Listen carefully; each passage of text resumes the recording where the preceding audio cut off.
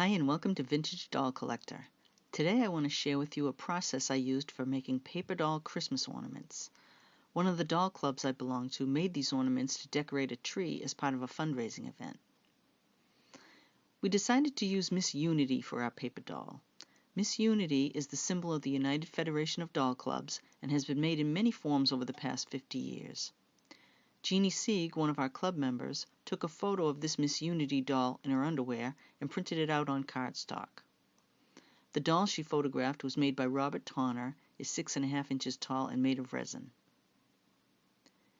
Jeannie had made up a simple pattern for the clothing, a skirt that would wrap around the doll, and 3 different bodices which would be on the front of the doll only. I had 5 dolls to make, so I made 5 copies of the pattern. Here's what the skirt will look like. And here are the bodices. I decided not to use the one with the skinny sleeves, but the one on the right here makes her look a little bit like Popeye. I ended up cutting the sleeves in half, so she ended up with some short sleeve dresses instead. We had decided on blue and white as a color scheme for the decorations. Jeannie bought some royal blue crepe paper and silver foil paper trim for us to start with, but we were encouraged to use any materials we wanted within the color scheme. The silver foil is actually a double row, which made a very delicate trim when it was separated. I procrastinated a bit on making my ornaments, and after a few weeks I noticed that the crepe paper had faded a bit. You can see the left-hand side is lighter than the right side, which was covered by the paper pattern. So I went to my fabric stash and pulled out some blue and white cotton quilting fabrics. I used a glue stick to glue the paper patterns to the fabric. This is a glue stick I bought at the dollar store. Do not buy these glue sticks. It left little lumps of glue all over the paper. After covering the paper pretty well with the glue, I stuck the paper to the fabric. Then I traced around the skirt pattern using a Sharpie, leaving about 1/4 of an inch all around to turn the fabric. And then I cut it out. In order to turn the fabric neatly over the curved shape of the paper, I clipped the fabric at the 2 corners of the U shape where it goes around her waist. I also clipped around the curve of the hem. I applied glue around the waist area to both the paper and the fabric and turned it to adhere. Then I did the same to the 2 straight edges on either side of that, which will be the back seam of the skirt. And finally I did the same to the curved hem. Here it is with all the edges of the paper covered. See all the little bumps of glue the glue stick left? Nasty stuff. Fortunately, it didn't show on the fabric side. It looks quite nice from the front. Then I repeated the process to make the other 4 skirts. Now they need some trim. I used tacky glue instead of the glue stick to do this step. I ran a bead of glue on the foil trim and then positioned it on the skirt. It was a bit tricky and a bit messy. Fortunately, tacky glue dries clear. I put a little of the foil trim around the waistline too. This time I put the bead of glue on the fabric instead of the foil, which worked a little better. To give some variety to my ornaments, I wanted to use some white cotton lace in addition to the silver foil.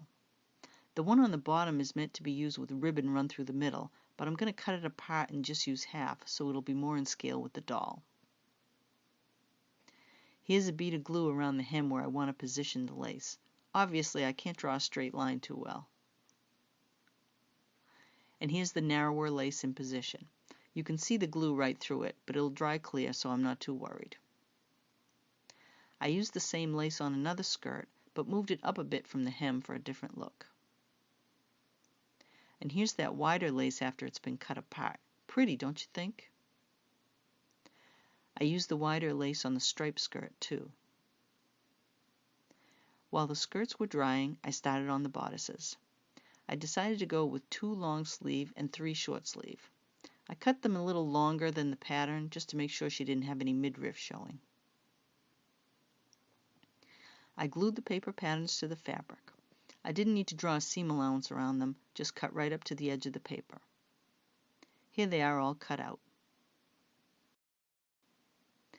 And then I put some trim on to match the skirts. Then I glued the bodices directly to the dolls. and then I took a break to let everything dry completely. To put the skirts on, I had to carefully position them over her torso but under her arms. You can see it better on the back. Then I put glue on one side of the back seam. Turned both sides over and pressed the glued side on top of the other side. The tacky glue dries pretty quickly. I didn't need to hold it very long at all. I forgot to take a picture, but I also glued a loop of navy blue trim to the back of her head so she could be hung on the tree. And here she is all done. They came out pretty good, I think. I like the fact that each one is a little different. With this one, I put some of the cotton lace around the waistline, but it was too big and stiff to really turn the curve well, so I only did it on this one. The silver foil was so delicate I was able to put some of it on the sleeves as well. Because the cardstock makes the skirt stiff, they can actually stand up by themselves. Every one of the dolls made by the club members is unique. This one is done with the crepe paper with sparkly silver trim. I like that she put the trim in Miss Unity's hair too. This one has the crepe paper with the same silver foil trim that I used, but she has a glittery sheer fabric overlaying the bodice. This version has the paper pattern making the skirt with fancy gold trim, with the bodice covered in royal blue fabric and trimmed in white lace. This one is similar, but with different trims and more ribbon. Here Miss Unity has the skirt of crepe paper, but pleated to give it a different look. The bodice is a lighter blue felt with an interesting gold trim. Here's a beautiful illustration of Miss Unity, backed with white felt. This Miss Unity is dressed in white with big polka dots on her skirt with a tulle overskirt. Her white bodice is overlaid with the sheer glittery fabric. I like how strips of the crepe paper were pleated to make cuffs. Very creative.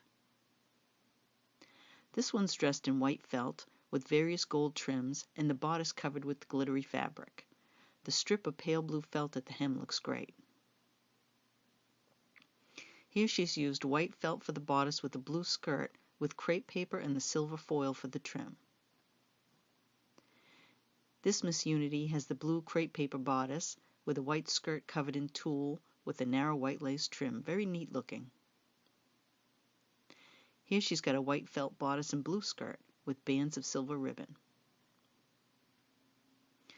This one has a bodice made of a floral fabric with a white skirt. The gold trim is a foil paper. Here she's all in white with dark blue sequin trim. Another very elegant style with the crepe paper. I believe the trim at her waist, which looks like bows, is another foil paper.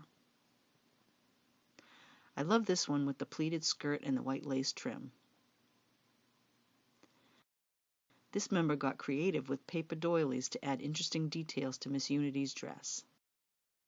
Here's another one with the crepe paper set off beautifully by bands cut from paper doilies. Here she used a shiny blue paper as the base with red and white doilies. The touch of red was carried through to bows on the tree, made of blue and white ribbon, with a red cardinal ribbon forming the center of each bow. The cardinals are for remembrance of loved ones gone before us. On the top of the tree we had a big red and white bow. We put wrapped packages under the tree. This one is decorated with a real Miss Unity doll dressed in blue. And this gift has Miss Unity dressed in white. And here's the final result. We decorated the tree as part of the Festival of Trees put on by the Urban Forestry Center in Portsmouth, New Hampshire to raise money for scholarships and other projects that promote forestry and gardening. They do it every other year, and our club has been participating in the festival for about 20 years now, doing a different doll-related theme each time. I was able to get a few pictures of other trees during the setup. This one is made with PVC pipe. Ornaments were placed in the circles cut out of pipe. This tree was made of pieces of wood, and on the branches were little gnomes. Each gnome has a body of a piece of white birch with a faux fur beard, a pom-pom nose, and a stocking cap. This tree had ornaments all made out of pretzels. And this one had a red hat theme. One corner of the room was all decorated with teddy bears. The volunteers put a lot of work into making this a great event. Thanks for joining me today. If you try making some paper doll ornaments of your own, leave a comment and let me know how they came out. If you want to be notified when I have new videos posted, click the subscribe button and the little bell icon. See you next time.